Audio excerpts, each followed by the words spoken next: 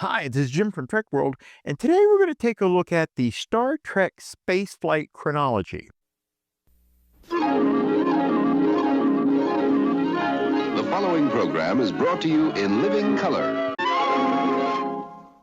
Remember that in all of these videos, there's going to be a link in the description that you can go to where you will actually be taken to an affiliate link on Amazon showing you the availability of the books that I've been discussing. It's a 1980 artifact that tried to do the impossible, stitch together real-world spaceflight history, Star Trek canon, and fan imagination into one ambitious timeline.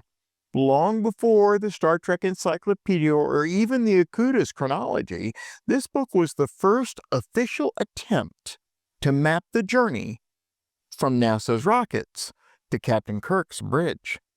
Now, obviously, in 1980, it was published by Pocket Books, and it was authored by Stan and Fred Goldstein, with art by none other than Rick Sternbach, a name every Trekkie should know from his later work in The Next Generation of Voyager. This particular book was both a visual feast and a lore-building experiment. It served as an in-universe history book of the Star Trek franchise during the short window between Star Trek the Motion Picture and the launch of The Next Generation. Think of it as an early Federation history textbook. Speculative, richly detailed, and wildly imaginative. Now, the Star Trek spaceflight chronology starts in Earth's near future, not far beyond the era of modern space shuttles, and takes us on a journey into early warp experimentation, first contact with alien species, the rise of interplanetary cooperation, and the birth of the United Federation of Planets. It doesn't just pick up where the original series began, it tries to explain how we got there. We get to see the development of warp engines in the wake of nuclear and political crises. It also includes the forging of alliances, the slow building trust between the humans and alien species, and the formation of Starfleet as a way to unify peaceful exploration and defensive readiness. The Earth-Romulus conflict is documented as a formative tragedy, a moment when humanity's younger interstellar dreams collided with harsh galactic realities. Now, all of this leads us up to the design, launch, and legacy of the Starship Enterprise, culminating in the familiar adventures of Kirk, Spock, and McCoy, but the book doesn't just stop there.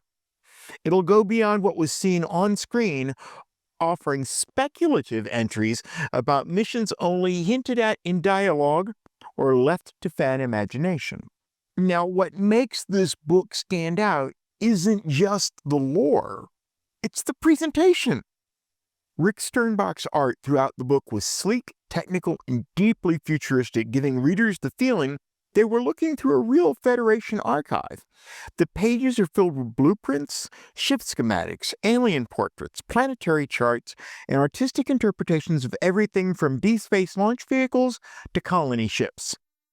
Sternbach's design of early warp vessels had a distinctly analog meets digital kind of vibe, looking more like Cold War technology than the smooth, polished look that we would later associate with in The Next Generation.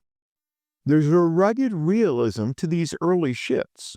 They're blocky, metallic, functional, evoking the idea that Starfleet wasn't born sleek.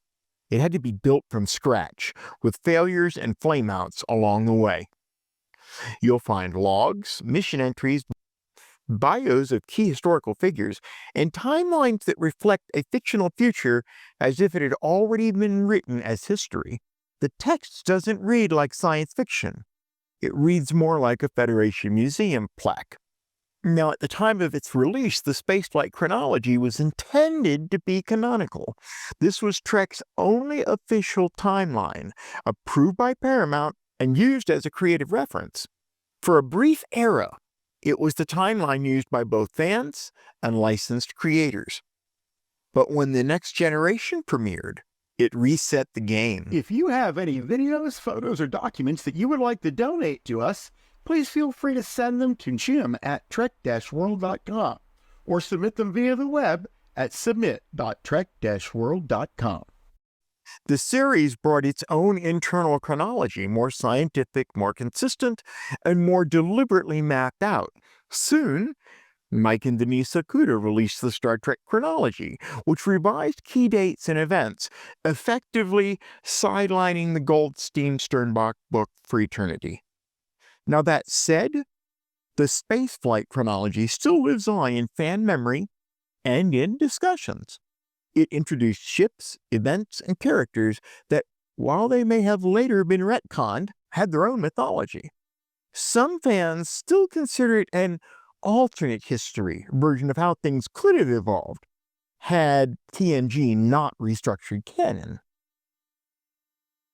Now, despite being overwritten, this book is still a collector's item, and it's a touchstone of early Trek fandom. Hardcore fans will love it not just for its content, but for what it represents.